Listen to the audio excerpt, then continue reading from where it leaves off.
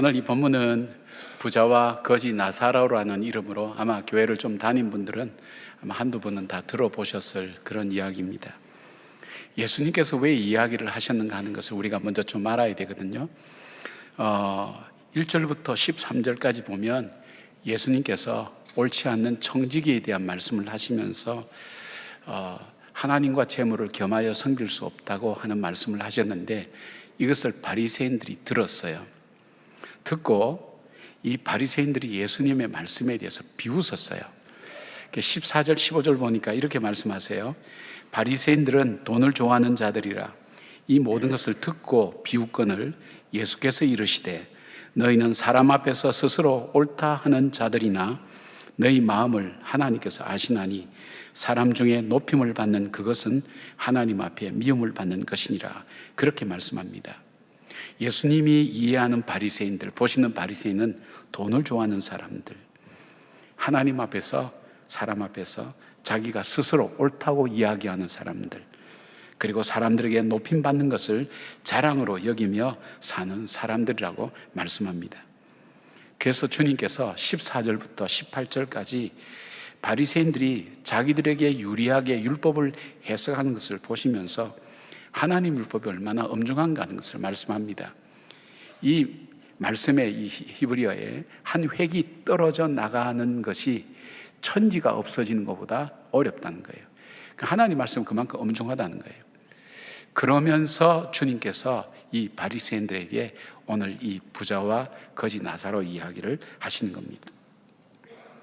오늘 설교는 문맥상 이 재물과 돈에 대한 흐름을 계속 말씀드릴 수 있지만 다른 방향에서 조금 한 번 더 생각해 보려고 그렇게 합니다. 하나님께서 너는 왜 내 말을 그렇게 좀 좁게 해석하고 그렇게 좀 이 폭넓게 믿지를 못하냐, 뭐 이렇게 책망을 받는다 할지라도 있는 말씀 그대로 전해보는 것이 저에게서는 참 중요한 일이라고 생각합니다. 그래서 오늘 여러분과 함께 예수님께서 왜 이 이야기를 하셨는지를 같이 돌아보면서 한 세 가지를 말씀드리려고 합니다. 죽음 그 이후, 그 제목 다음에 세 가지는, 첫째는 죽음 그 이후에는 심판이 있습니다. 첫 번째로 심판이 있습니다. 두 번째는 천국과 지옥이 있습니다. 세 번째는 죽음 그 이후에는 아무런 기회가 주어지지 않습니다. 이런 말씀으로 하나씩 우리가 함께 살펴보려고 합니다. 첫 번째로 죽음 후에는 심판이 있다는 것입니다. 저에게 예언의 은사가 있어요. 몇 번 여러분에게 말씀한 걸로 기억하는데, 제가 예언을 잘 하는 사람은 아닙니다. 그러나 한 번 하면 예언을 지금까지 틀려본 적이 없습니다. 그래서 오늘 예언을 좀 하려고 합니다. 잘 들어보시고 그 예언을 여러분 잘 준비하시기 바랍니다. 200년 후에 이 자리에 있을 분 아무도 없습니다. 별로 틀렸다고 생각 안 합니다. 전에는 100년 하면 자신감이 있었는데 요즘은 100세 시대가 넘어가니까 200살로 올렸어요. 죽음은 누구에게나 한 번은 다 오는 거죠. 젊은 사람에게든 나이 든 사람에게든 부유한 사람에게든 가난한 사람이든 병든 사람이든 건강한 사람이든, 그리고 지식이 많은 사람이든 배우지 못한 사람이든 어떤 사람이든 죽음은 공평하게 사람에게 반드시 오게 되어 있습니다. 많은 사람이 죽음에 대한 생각은 막연히 하고 있어요. 죽는다는 것을 막 실감나게 받아들이진 않아도 죽을 때 되면 내가 벌써 죽을 때가 됐나, 그렇게 마지막에 깨닫는 분들이 많지만, 이게 죽음은 언제 찾아올지 모르기 때문에 그냥 죽는다는 것은 인지하고 있어요.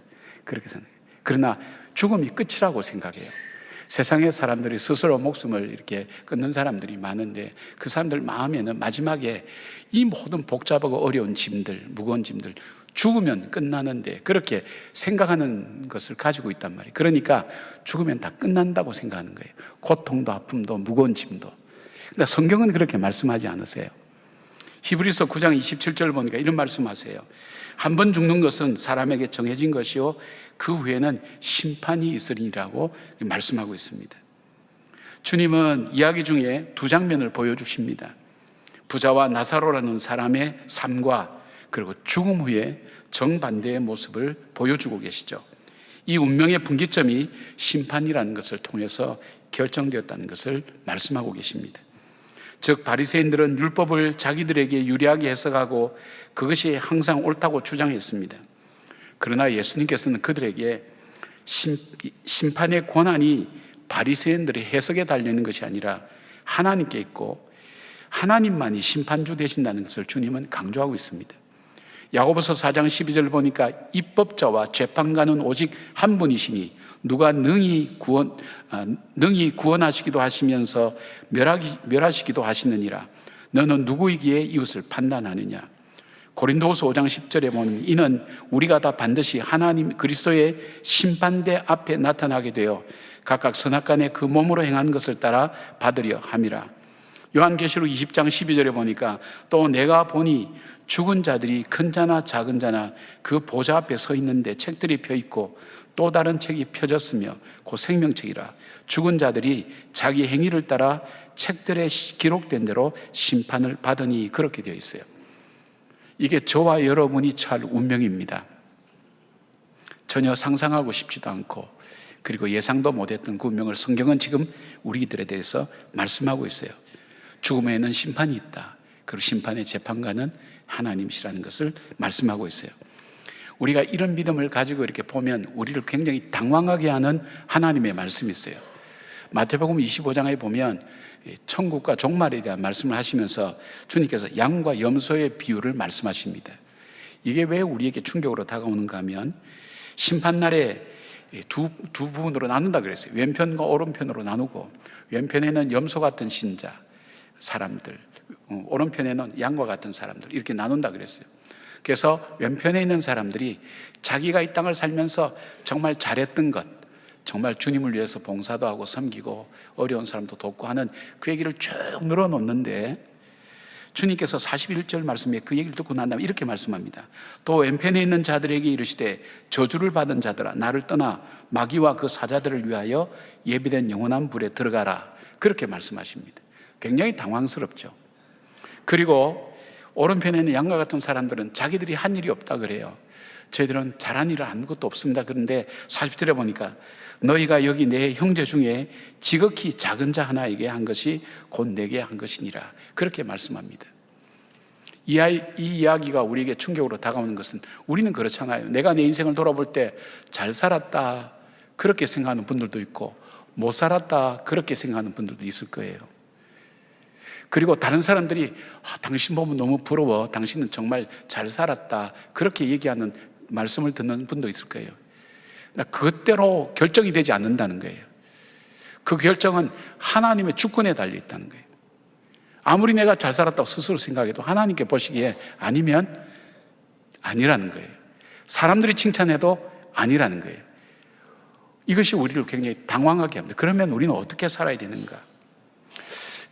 이런 어떤 것을 믿는 사람들은 어떻게 사는지 하는 것을 성경이나 또 간증이나 이런 부분을 통해서 많이 볼 수가 있어요. 제가 얘기할 수 있는 것도 있어요. 그러나 좀 더 우리가 분명하게 서로 이해하기 위해서 요셉의 예를 들어볼게요. 요셉은 여러분이 잘 아는 것처럼 형들이 요셉을 팔아버렸어요. 애굽에다가 팔아버렸으니까 외국에 어린 나이에 팔려갔으니까 그 마음에 얼마나 상처가 컸겠어요. 얼마나 형들을 죽이고 싶은 마음이 많을 거예요. 그는 그 집의 일을 생각하면서 통곡했다는 얘기도 성경에 나와요.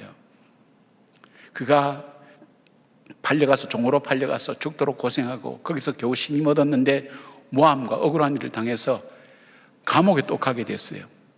거기서 참혹하게 어려움을 겪다가 하나님 은혜로 총리 대신이 되면서 애굽의 총리가 되었어요. 그래서 가나안 땅에 있던 자기 아버지와 그 형제들을 그 가족들을 다 데리고 와서 복양하고 섬기고 있었어요. 근데 그 아버지 야곱이 돌아가셨어요. 그때부터 형들이 걱정하기 시작하는 거예요. 아버지가 살아 계실 때에는 저 아들이 아버지를 봐서라도 우리를 살려주었는데 이제 아버지가 돌아가시고 나니까 이제 우리는 우리에게 복수할 거라고 그것 때문에 두려워하고 있었어요. 그때 창세기 50장 19절에 요셉이 이렇게 얘기합니다. 요셉이 그들에게 이르되 두려워하지 마소서. 그리고 중요한 말이 내가 하나님을 대신하리까. 자기는 심판자가 아니라는 거예요. 그리고 내 삶도 당신들의 삶도 내 손에 달려있지 않다는 거예요. 하나님께 있다는 거예요.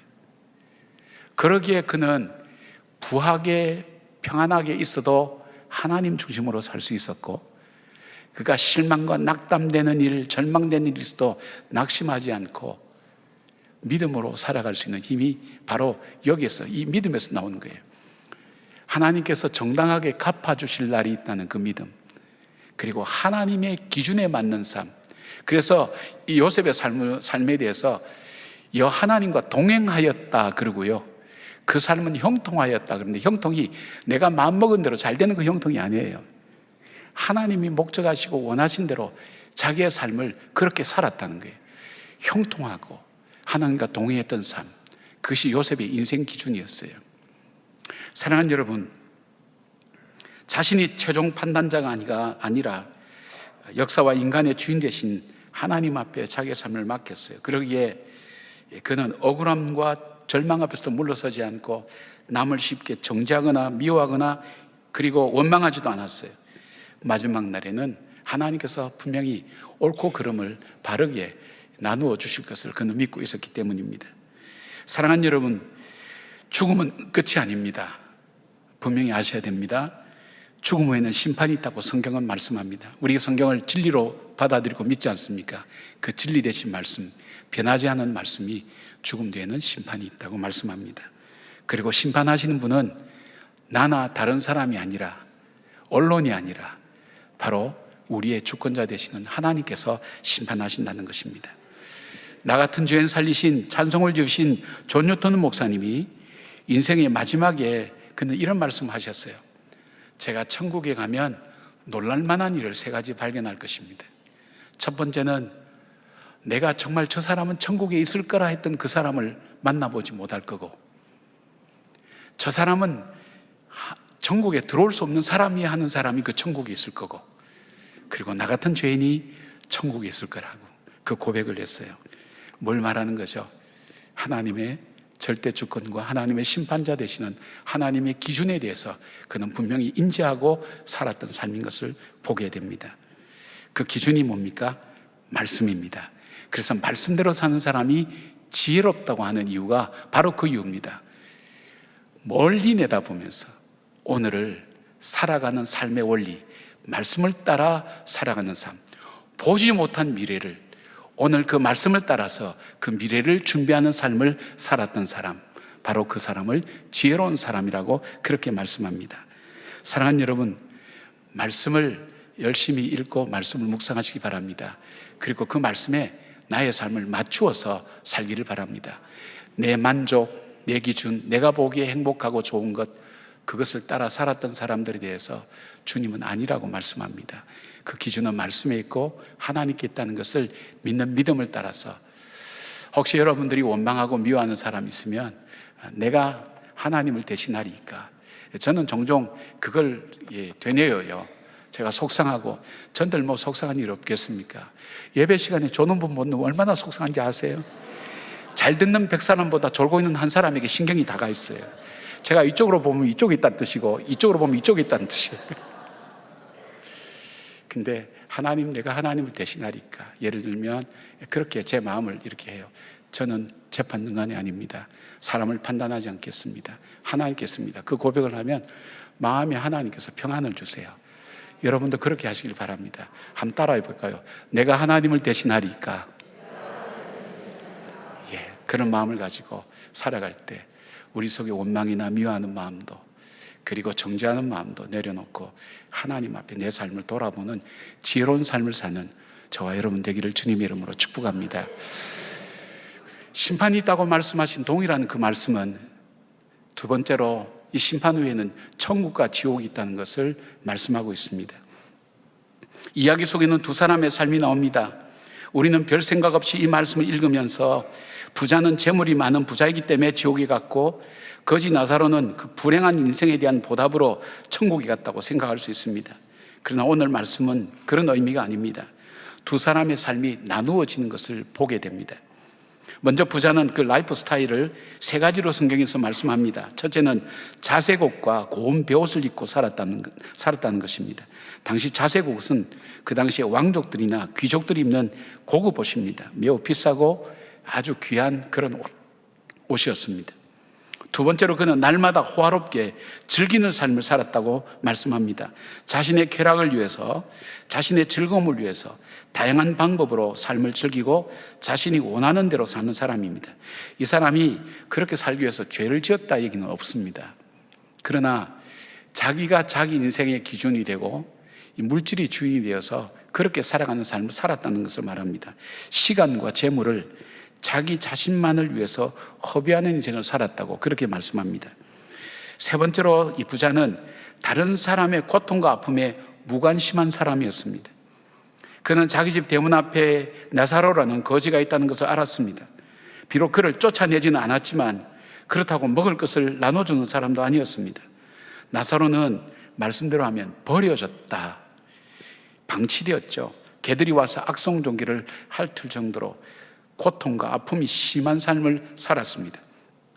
그러나 부자는 그에게 무관심했습니다. 그냥 저 산을 바라보고 하늘을 바라보는 풍경 보듯이 그 장면을 아무 감정 없이 바라봤어요. 한 사람에겐 죽음의 고통이 늘 마음속에 있는데도 불구하고 아무 그에게는 개의치 않았어요. 이 사람의 문제가 뭡니까? 하나님을 알았어요. 그가 아브라함을 아는 거 보면 하나님을 알았던 사람이에요. 그러나 만몬, 즉 돈의 신, 돈을 우상으로 삼았어요. 돈이 우선순위고 돈이 내 행복과 불행을 좌우한다는 그런 어떤 인생의 기준을 가지고 살았어요. 그리고 자기가 자기 자신을 결정해요. 내가 보기에 좋은 대로 결정해요. 내가 즐겁고 기쁘고 내가 행복하고. 이 사람의 행복은 자기 자신이 기준을 만든 거예요. 세상 사람들이 만든 기준에 자기는 행복하게 살아가고 잘 살고 있다고, 특별히 나는 죄를 지은 것도 없다고 그렇게 생각하면서 자기 삶을 잘 살고 있다고 생각하는 것이 문제였어요. 왜냐하면 하나님의 뜻을 그는 돌아보지 않았어요. 그리고 그들이 일반적으로 생각하는 이 물질은 하나님께로부터 오는 축복이라는 그 생각을 가지고 하나님께로 거저받은 것을 가지고 자기 자신만을 위해서 살았던 그 삶에 대한 것을 이야기하고 있습니다. 반면 거지 나사로의 삶은 어떠했습니까? 부잣집 앞에 살면서도 그는 배고픔과 고통 속에서 살아가는 사람입니다. 이 사람의 삶을 알 수 있는 것은 나사로라는 이름입니다. 예수님의 비유 중에 이름이 나오는 것은 없습니다. 여기 나사로라는 사람이 아마 유일한 사람일 겁니다. 제가 알기에는 유일한 사람일 겁니다. 왜 성경에서 나사로라는 이름을 이렇게 밝혔을까? 보통 유대인들은 이름 속에 뜻이 있고 그 삶의 모습이 담겨 있다고 그렇게 생각합니다. 이 나사로의 뜻은 하나님은 나의 도움이라는 뜻입니다. 하나님은 나의 도움. 사람에게 많이 알려지고 유명하고 잘 살고 부자고 굉장히 귀하게 여기는 부자는 어떤 부자로 기록한 반면에 사람들이 거들떠도 보지 않는 이 보잘것없는 나사로를 나사로라는 이름을 성경에 기록한 것은 하나님 보시기에 부자의 삶은 헛된 것이라는 것입니다. 하나님 보실 때 정말 의미 있는 삶, 하나님이 주목하시고 하나님이 살펴본 삶, 바로 이 나사로의 삶이라는 것을 우리에게 말씀하고 있다는 것입니다. 그는 가난했습니다. 육체의 질병도 있었습니다. 소외된 사람이었습니다. 그러나 하나님을 의지하며 사는 사람이었습니다. 그가 나중에 죽어서 아브라함의 품에 안겼다는 것은 그가 믿음으로 구원받고 천국에 있다는 것을 의미합니다. 나사로가 간 천국은 어떤 곳입니까? 천국은 하나님과 영원히 함께 거하는 곳입니다. 그리고 천국은 우리의 피부에 와닿는 표현은 위로가 있고 슬픔과 고통과 눈물이 없는 곳입니다. 이 세상은 슬픔과 고통과 눈물이 없는 날이 어디 있습니까? 수고와 슬픔뿐이라고 그랬는데 우리 인생의 무거운 짐 지고 가지 않는 사람이 누가 있습니까? 무거운 짐들이 어깨에 다 이렇게 묶여져 있지 않습니까? 발목에도 어깨에도 짐들로 묶여있는 우리의 고달픈 인생길 아닙니까? 그런데 계시록 21장 4절에 보니까 천국에 대해서 이렇게 말씀하고 있어요. 모든 눈물을 그 눈에서 닦아주시니 다시는 사망이 없고 애통하는 것이나 고가는 것이나 아픈 것이 다시 있지 아니하리니 처음 것들이 다 지나갔음이리라. 그리고 이 천국에 대해서는 영원한 하나님 위로와 빛이 함께하는 기쁨과 안식의 평안이 있는 곳이라고 그렇게 말씀합니다. 여러분이 장례식에 가서 이 본문 아마 많이 들어보실 거예요. 그러나 그것은 나와는 상관없다고 생각할지도 몰라요. 이분은 유족들에게 해당되고 저 죽은 사람에게 해당되고 좋은 데 갔으니까 좋은 거다, 그런 의미로 받아들일 거예요. 그러나 실존적으로 여러분 한번 받아들여 보세요. 나사로에게 희망이 있었을까요? 그 삶에 희망이 있었을까요? 희망 없었을 거예요. 요즘처럼 의술이 발달하는데도 정말 고치지 못하는 병들 때문에 절망하는 사람들 얼마나 많습니까? 가난합니다. 그가 다시 회복될 만한 가능성은 하나도 없습니다. 사람들에게 소외당합니다. 무시당합니다. 멸시당합니다. 그 삶이 역전되고 달라질 인생은 아무것도 없어요. 희망 아무것도 없었어요. 그 사람에게 소망이 뭘까요? 천국이 있어야 되지 않겠어요? 정말 악한 사람들 많아요, 여러분. 히틀러 같은 사람, 스탈린 같은 사람, 대표적인 사람들. 수백만 명을 죽게 하고 수천만 명을 죽인 사람. 마찬가지죠. 그분들이 한 번 죽는다면 너무 억울하죠. 그렇지 않아요? 당한 입장에서 억울하지 않아요? 뭔가 이렇게 공평하게 필요한 것이 있어야 되지 않을까요?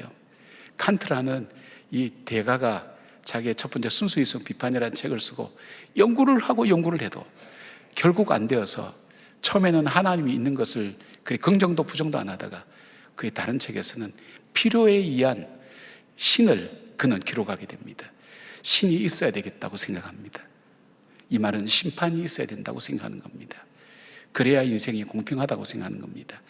나사로에게 이 소망이 있었기에 그가 살아갈 수 있었어요. 하나님의 품에 안겨서 그건 평안과 안식을 누리는 바로 그런 영원한 곳입니다. 그렇다면 부자가 간 지옥은 어떤 곳일까요?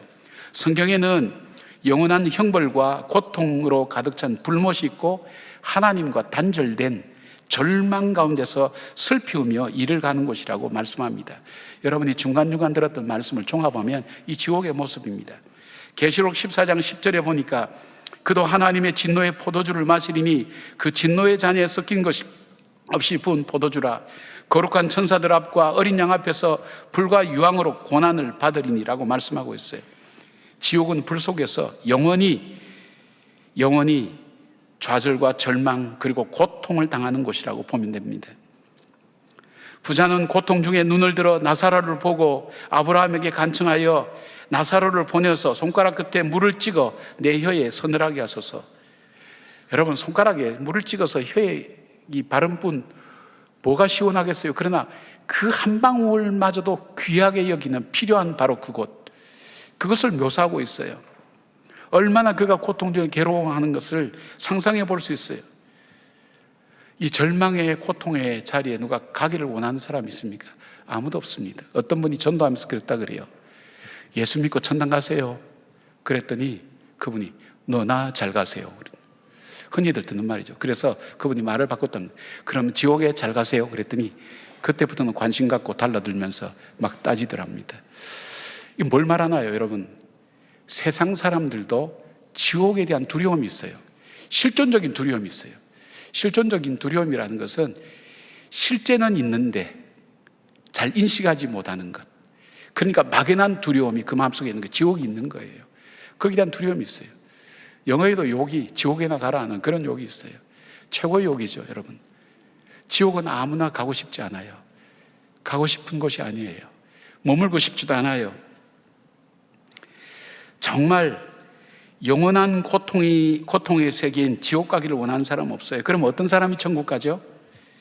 가난하든 부유하든 하나님은 나의 도움이심을 믿고 주님 주신 소망으로 살아가는 사람이 천국에 들어가는 사람입니다.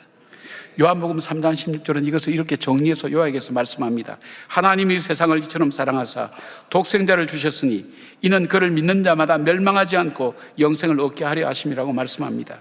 예수 그리스도를 자신의 구세주와 주님으로 믿는 사람, 그래서 그 믿음 가지고 예수님을 닮아가는 사람, 바로 그 사람이 천국에 가는 사람이라고 말씀합니다.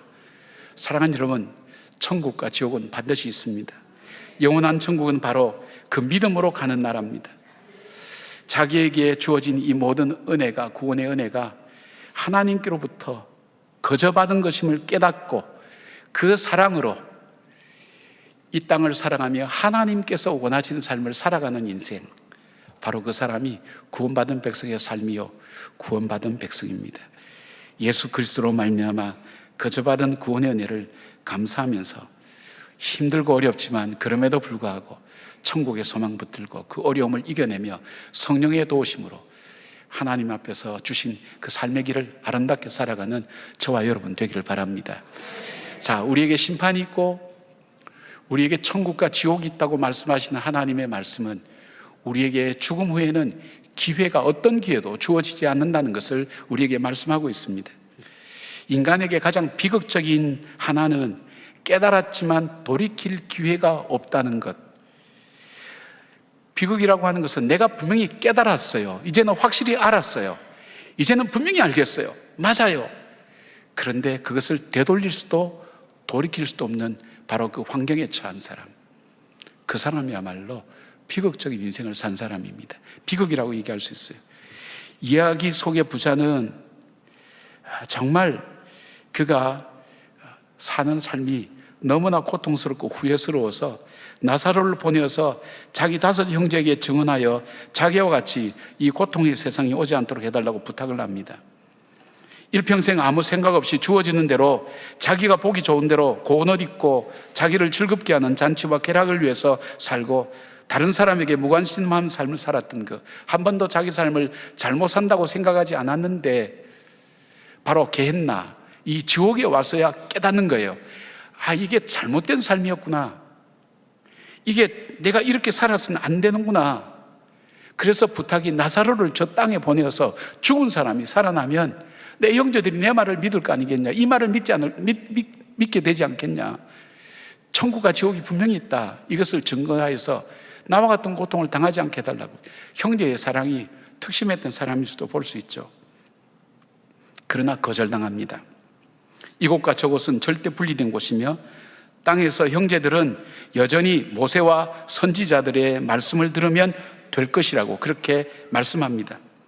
덧붙여서 만약 모세와 선지자의 말을 듣지 아니하면 비록 죽은 자가 살아나서 이야기해도 믿지 않을 거라고 말씀합니다. 마르다의 오빠 나사로가 살아나도 믿지 않았던 사람들 우리는 연상할 수 있지 않습니까? 오히려 일 때문에 나사로를 죽이려고 했던 사람들을 볼 수 있습니다. 자, 그렇다면 우리가 오늘 살아가는 오늘 삶의 의미는 뭘까요? 오늘 삶의 의미는 기회의 시간입니다. 오늘 나는 기회를 갖고 있다는 겁니다. 우리에게 시간이 있다는 것은 기회가 있다는 뜻입니다. 우린 시간 속에 살아가잖아요. 시간이 끝나면 죽는 거예요. 나에게 시간이 있다는 것은 아파할 수도 슬퍼할 수도 있고 기뻐할 수도 있고 어떻게 나에게 기회가 있다는 거예요. 그러면 가장 이 기회를 잘 쓰는 것이 어떤 걸까요? 우리에게 있는 기회가 뭘까요? 첫 번째는 회개의 기회입니다. 오늘 나에게 있는 회개의 기회. 회개의 기회랄까? 뭐 거창하고 그런 게 아니에요. 30절 보니까 부자의 결정적인 후회가 뭐냐면 회개하지 않았다는 거예요. 회개는 하나님 없이 살아왔던 삶, 하나님을 알아도 하나님이 없는 것처럼 살아왔던 삶, 그 삶을 아파하고 후회하면서 내 삶을 하나님 앞으로 그 삶의 방향을 돌려서 살아가는 삶, 이것이 회개의 삶입니다. 이것은 하나님과의 관계 회복을 위한 삶입니다. 여러분, 우리가 죽어서 천국 가는 것도 중요하지만은 굉장히 중요하죠. 가장 중요한 것이죠. 그러나 우리가 살아서 주님과 교제하면서 이 땅에서 하나님 나라의 기쁨을 누리면서 살아가는 삶도 참 중요합니다. 그러기 위해서는 하나님과의 관계가 막혀서는 안 됩니다. 하나님과의 관계, 죄로 인해서 막혀가는, 우리는 죄성을 갖고 있기 때문에 아직 완성된 부분이 아니기 때문에 실수할 수도 있고 넘어질 수도 있고 깨어질 수도 있습니다. 그런데 그 하나님 앞으로 자기 자신 하나님 앞에서 자기를 보면서 자기를 회개하고 하나님께 나가는 삶, 하나님과의 관계 회복의 삶이죠. 회개는 하나님과 관계를 회복하는 굉장히 중요한 도구입니다.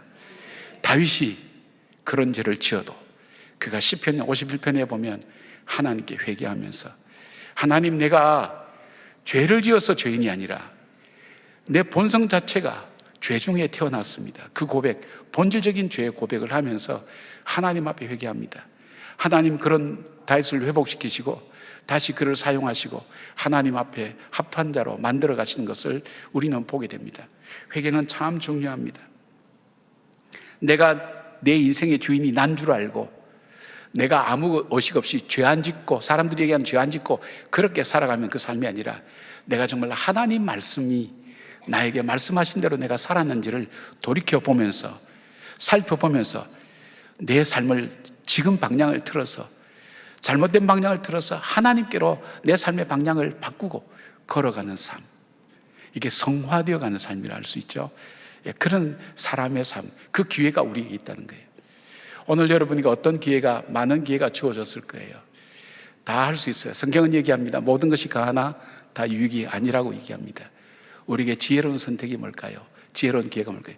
회개하는 기회.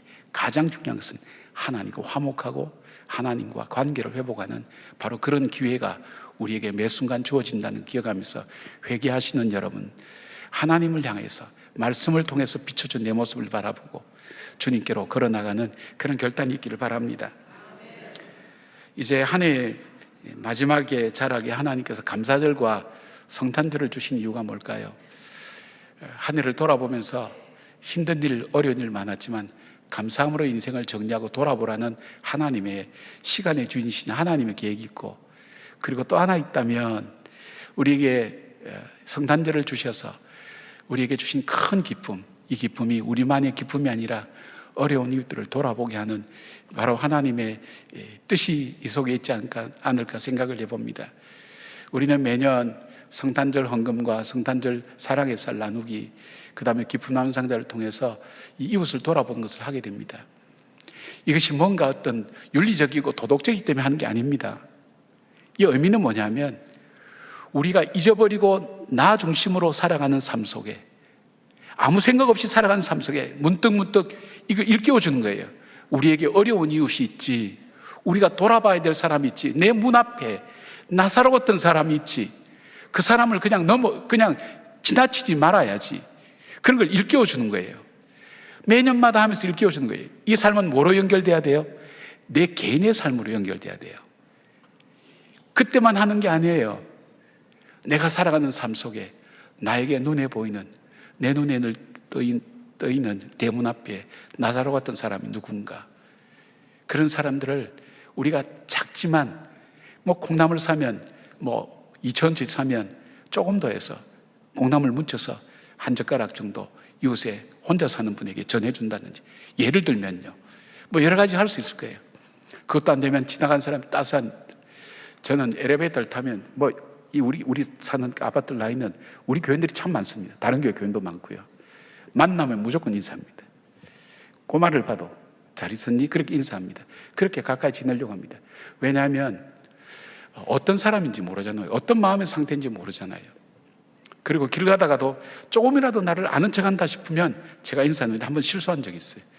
어떤 여자분이 오는데 저를 보고 웃더라고요. 그래서 우리 교인님 모양이 돼서 안녕하세요 그랬더니 왜 낯선 남자가 나를 보는가 이래 보는데 보니까 전화하고 있더라고요. 전화하면서 웃는데 제가 저보고 웃는 줄 알고 착각해가지고, 제가 드린 말씀은 일상생활 통해서 우리 문 앞에 있는, 내 문 앞에 있는 나사로운 누군가를 찾아보시라는 거예요. 두 번째로 또 하나의 기회는 뭐냐면 구원받지 못한 사람에게 복음을 전할 기회를 우리는 갖고 있어요. 부자는 지옥에서 형제를 향한 절박하고 간절한 호소를 합니다. 자신이 사랑하고 자신을 사랑하는 형제들에게 자신과 같은 고통과 괴로움을 받지 않도록 하나님을 믿고 말씀대로 살도록 전해달라는 부탁을 드리지만 그에게는 더 이상 그 기회는 주어지지 않았습니다. 우리는 이야기 속에 주님이 말씀하신 모세와 선지자의 사명을 받은 사람입니다. 심판과 천국과 지옥이 있음을 알고 구원의 길을 아는 우리가 할 수 있는 가장 소중한 사명은 바로 우리의 가족과 이웃들에게 복음을 전하는 일입니다. 지난 주일 저녁에 53분이 입교와 세례를 받았습니다. 이 세례 집례를 하는데 울컥하는 마음이 계속 터져 나와서 울면서 거의 집례를 한 것 같아요. 뭘 보고 울었냐면 입교를 하는데 그 젊은 아이들, 그 아이들이 입교하는데 생각해 보는 거예요. 저 아이가 오늘 입교하기 위해서 그 부모가 얼마나 애타게 기도했을까. 어렵잖아요. 요즘 애들이 말을 잘 안 듣잖아요. 그런데 부모의 역량이, 자기 부모가 고백한 신앙 고백을 자기 신앙 고백으로 받아들일까지 부모가 얼마나 기도했을까요? 사연을 아는 사람 몇 사람도 있었어요. 그 마음을 알기에 그 부모의 눈물의 기도를 저는 기억이 났어요. 그리고 또 하나 있다면 우리 80이 넘는, 세례받은 중에 80이 넘는 어르신들이 꽤 있었어요. 그분들이 절뚝절뚝하면서 지팡이를 짚고 그런데 깨끗하게 차려입으시고 이 계단을 올라오는데 그게 감격이에요. 우리 예배원들이 돕는데 그분들이 천사 같았어요. 정말 부축하면서 올라오는데 그 장면도 감격스럽고, 그 세례를 받기 위해서 한 걸음 한 걸음 올라올 때 성큼성큼 올라 이 계단을 천리 말리 가는 것처럼 겨우 해서 오셔서 다리도 못 구부려서 고개를 숙이고 간절하게 80년 90년 살아온 그 인생을 이제 접고 내가 주님을 섬기겠습니다는 그 결단이 쉽게 이루어지는 건가요? 마지막 때 나는 어디로 가지 하는 그런 절박한 마음에서 나온 걸까요? 그런 마음도 물론 있겠죠. 그러나 그 복음을 받아들이고 내가 정말 예수 그리스도를 나의 구세주와 주님으로 받아들이겠습니다, 그렇게 간절하고 절박한 마음으로 기도하는 그들의 모습, 저분들은 정말 마지막 기회를 놓치지 않는 분들이구나. 우리 김순영 권사님이 전도한 분들이 100명인가 200명 된다 그래요, 금년에도. 근데 그 세례받은 어른들 14명이, 그 중에 14명이 우리 권사님이 전도한 분이에요. 길 가다 보면 이분이 전도지 늘 들고 해요. 그리고 기도하면서 이 정말 영혼의 귀중함에 대한 그 마음을 갖고 있는 분이에요. 전하는 거예요. 자기 비용 들여서 밥 사주면서 이 복음을 전하는 거예요. 그걸 받아들인 거예요. 얼마나 중요한 사명을 감당하는지 알 수가 없어요. 그러면서 이 성찬식을 집례하는데 제 마음속에 그런 기도였어요. 아버지 참 기쁘시죠? 제가 지난주 두 주에 걸쳐서 탕자에 대해서 설교를 했는데 그 탕자가 돌아올 때 베풀었던 그 잔치, 주님 지금 베풀어 주세요. 이 잔치가 천국에 되게 해주시고 저분들에게 정말 그 맞이하는 그 따뜻한 주님의 사랑을 느끼게 해주세요. 그 마음이 찾아오는데 제가 그냥 할 수가 없었어요. 울었던 교인들도 많이 있습니다. 그리고 많은 분들이 얘기합니다. 정말 성찬의 의미를 다시 일깨워줘서 고맙다고 하는 얘기를 듣습니다. 그게 뭐 일깨워 드리려고 하는 게 아니라 제가 그렇게 느낀 거예요. 그 영혼의 구원이 어디 쉬운 일입니까? 70년 80년 살아왔던 그 인생을 바꾼다는 것이 정말 쉬운 일입니까? 그분에게 복음을 전하고 그분으로 하여금 천국의 소망을 붙들고 살아갈 수 있도록 우리에게 그 기회를 하나님께서 주신 것입니다. 사랑하는 여러분, 다음 주는 행복나눔 축제죠. 마침 이거 다 하는 이유도 여러분에게 부담 드리는 것이 아니라 우리에게 이 사명이 있다는 것을 일깨워 주는 거예요. 그러니까 1년 내내 행복나눔 축제를 해야 되는 거예요. 매 순간 나에게 기회를 얻든지 못 얻든지, 때를 얻든지 못 얻든지 나에게 전해주신 이 복음, 여러분은 한번 이 복음이 나한테 어떻게 전해지게 되었을까? 내가 왜 오늘 이 시간 여기 앉았을까? 한번 생각을 한번 해보세요. 누군가가 있단 말이에요. 그런데 누군가를 계속해서 짚어 올라가면 반드시 위에 피의 대가가 있어요. 순교의 피가 있어요. 밟아서 올라가면 그 피의 대가가 있어요. 순교의 피의 대가로 오늘 직접 연결시키면 피의 대가로 내가 구원함을 받은 거예요. 그 구원이 나에게서 중단되기를 원하십니까? 아니면 이 구원이 다른 사람들에게도 증거되고 나누어지기를 원하십니까? 우리에게 기회입니다. 마지막이 되면 그러고 싶어도 그러지 못합니다. 제가 아는 우리 교회 장로님 한 분은 요양병원에 가셨는데 거기서 전도를 하시는 거예요. 방에 같이 있는 분들에게 전도하시다가 하나님 나라 가셨어요. 평소에 삶을 통해서 참 존경했지만 그 소식을 들으면서 참 복음에 분명한 확신 가지고 살았던 분이라는 것을 다시 한번 생각하게 됐어요. 사랑하는 여러분, 꼭 기억하십시오. 심판이 있습니다. 천국과 지옥이 반드시 있습니다. 그때가 되면 기회가 없습니다. 지금이 기회입니다. 하나님 주신 기회를 꼭 붙잡는 저와 여러분 되기를 바랍니다. 아멘. 기도하겠습니다. 아버지, 오늘은 다 아는 이야기, 어쩌면 상투적인, 어쩌면 또 듣기도 싫어하는 그런 이야기일 수도 있습니다. 그 아버지 이야기를 전했습니다. 하나님, 전하는 것은 저에게 준 사명인데 이 말씀을 나의 말씀으로 받는 것은 성령님께서 도와주시지 않으면 그렇게 받아들일 수가 없습니다.